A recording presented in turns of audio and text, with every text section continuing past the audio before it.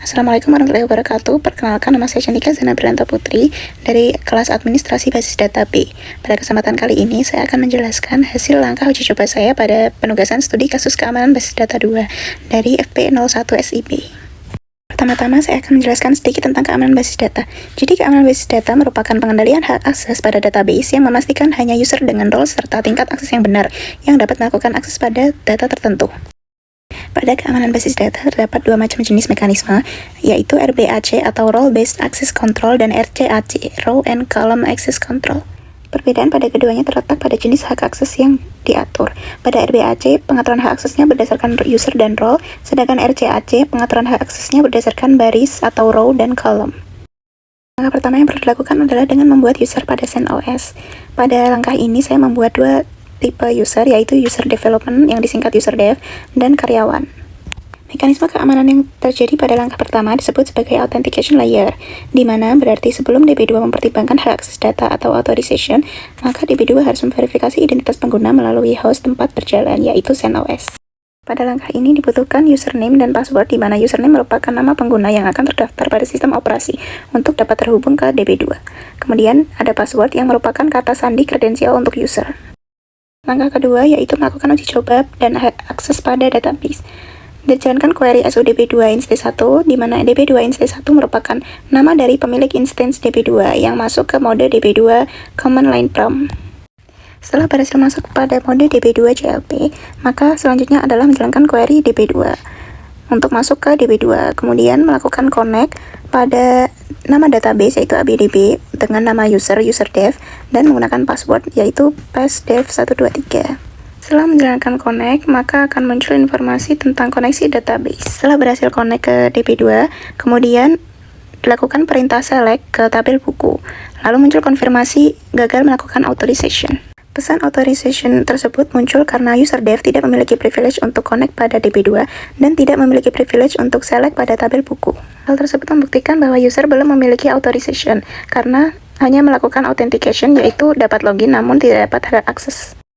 Kemudian pada langkah ketiga dilakukan pembuatan hak akses untuk user ke database. Hal ini berkaitan dengan proses authorization karena user dapat hak akses ke database. Query pertama yang dijalankan yaitu untuk koneksi user yang berbeda, yaitu DB2 instance 1 ke DB2. Kemudian menjalankan query grant connect on database to userdev, di mana grant connect ini berfungsi untuk memberikan izin agar user yang bernama userdev dapat membuka koneksi ke database. Setelah berhasil memberikan akses ke userdev, kemudian memberikan akses dengan query grant select insert update delete on tabel DB2 cantika.buku to userdev, di mana hal ini merupakan query untuk memberikan privilege pada tabel buku. Setelah terdapat pesan command SQL berhasil dijalankan, maka user yang bernama userdev atau user development akan memiliki otorisasi terbatas untuk tabel buku. Otorisasi tersebut berupa select, insert, update, dan delete. Masih sama seperti langkah sebelumnya, yaitu mengenai proses authorization. Pada langkah 4 ini, dilakukan uji coba hak akses ke database. Query yang pertama yang dilakukan adalah mengkoneksikan ke userdev. Lalu tampil informasi tentang koneksi database, kemudian menjalankan query select ke tabel buku. Setelah query select dijalankan, akan muncul isi tabel dari buku, yang berarti userdev dapat membuka koneksi karena grant connect dan dapat melakukan select karena grant select tadi. Hal ini membuktikan bahwa tahap authorization sudah aktif. Langkah yang kelima yaitu membuat role untuk user. Karena pada langkah ini kita akan membuat role, maka dilakukan koneksi ulang pada database. Hal tersebut dikarenakan DB2 tidak mengizinkan switch user atau melakukan pergantian user dalam session atau koneksi yang sama. Jadi satu koneksi satu user. Setelah berhasil koneksi ulang, kemudian menjalankan perintah create role developer untuk membuat role developer. Setelah itu akan muncul pesan bahwa command SQL sukses dijalankan dan proses role untuk memiliki akses manajemen pada user telah berhasil. Kemudian pada langkah selanjutnya, yaitu langkah ke-6 adalah memberikan hak akses kepada role yang telah dibuat sebelumnya. Langkah ini berkaitan dengan proses privilege karena role memiliki hak akses tertentu ke database. Kemudian query pertama yang dijalankan pada langkah ini adalah grant create tab dan bind add.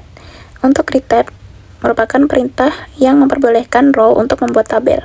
Lalu bind add, perintah yang memperbolehkan role untuk membuat package. Kemudian pada query kedua yaitu grant role developer to userdev, di mana Akses yang terdapat pada role developer akan diberikan juga kepada user yang bernama user dev. Setelah kedua query tersebut dijalankan, maka user dev dan role dapat melakukan create tabel, lalu membuat package, dan melakukan koneksi pada database. Kemudian pada langkah ke-7 dilakukan uji coba hak akses role ke database. Langkah ini berkaitan dengan proses privilege aggregation karena pada satu role memiliki banyak hak akses. Query pertama yang dijalankan adalah grant, select, insert, update, dan delete pada tabel buku untuk role developer. Setelah dijalankan, kemudian muncul pesan bahwa command SQL telah berhasil dilakukan. Hal tersebut karena role developer tadi sudah melakukan authorization sehingga memiliki hak akses untuk mengakses select, insert, update, dan delete pada tabel buku. Kemudian query 2 melakukan koneksi ke APDB untuk user dev. Kemudian user ini melakukan create tabel yang bernama tabel 1 dengan atribut varchar dengan 20 karakter. Dan terdapat pesan bahwa command SQL juga sukses karena user dev memiliki hak akses berupa create. Berdasarkan langkah-langkah tersebut, satu role developer memiliki hak akses berupa select, insert, dan update serta delete yang memperkuat bahwa proses ini bernama privilege aggregation. Langkah yang terakhir yaitu menghapus role dari user. Proses ini merupakan proses revoke permission karena role dihapus dari user sehingga user tidak mempunyai hak akses otorisasi yang diberikan sebelumnya. Query pertama yang dijalankan yaitu connect untuk database ABDB untuk user DB2 instance 1. Kemudian menjalankan query revoke role developer from user dev untuk menghapus role developer dari user yang bernama user dev. Sama seperti sebelumnya, melakukan disconnect untuk merefresh dan melakukan koneksi ulang untuk user dev. Setelah query ini dijalankan, role developer akan dicabut dari user yang bernama user dev, dan ketika melakukan login ulang, user dev tidak akan dapat melakukan create tabel, kemudian tidak lagi memiliki privilege dari role, dan jika semua privilege-nya dicabut, maka akses dari user dev menjadi terbatas. Hal inilah yang disebut dengan revoke. Sekian video presentasi dari saya, mohon maaf apabila ada salah kata. Wassalamualaikum warahmatullahi wabarakatuh.